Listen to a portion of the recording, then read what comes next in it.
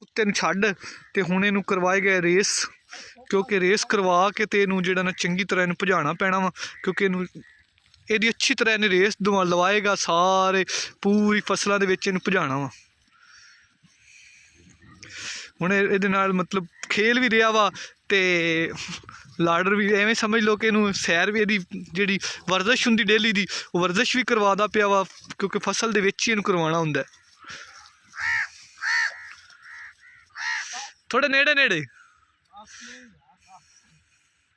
मज़ा आया होए होए।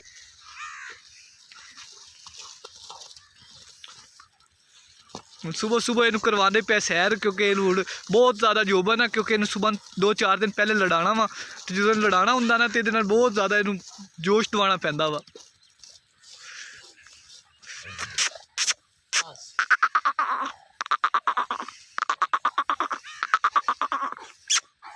ना पुत्र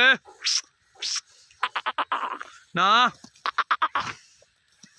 फाड़ ले ना। हुणे फुल जोबन विच है, क्योंकि इन्हूं गुस्सा चढ़दा, इन दंदी नहीं वड़दा। वो देखो उन्हें मूँह दे विच हत्थ दिता होया वा कि लेकिन इहदे नाल इहनूं बहुत ज़्यादा प्यार है, तो इहने इनू कुछ नहीं कहना। रस्सा कित्थे दा ते हुणे इहनूं फड़ लिया इन्हें, बहुत ज़्यादा मुश्किल काबू करना हुंदा। तो मैं तो रस्सा दिना, इहनूं रस्सा पाला।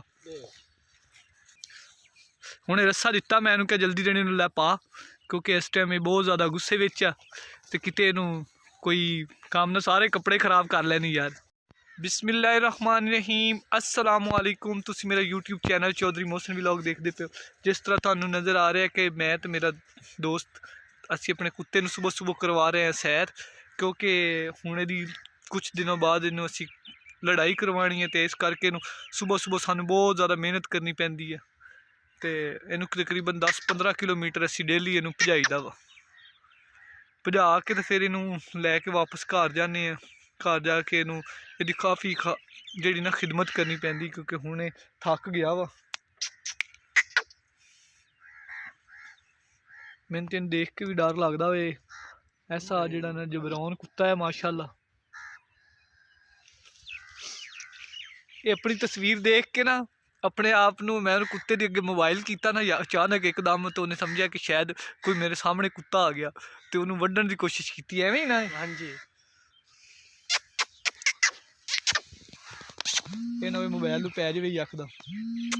तुसीं देखिया कि कितना ज़्यादा असीं इंजॉय किया, क्योंकि कुत्ते नूं सुबह सुबह जिहड़ी करवाना हुंदा ना खेतों वगैरह दे विच फसलों दे विच बहुत ज़्यादा भजाना पैंदा। भजाण तो बाद फिर इहदी जाके इहदी जिहड़ी डेली दी हुंदी ना वर्जिश पूरी हुंदी है।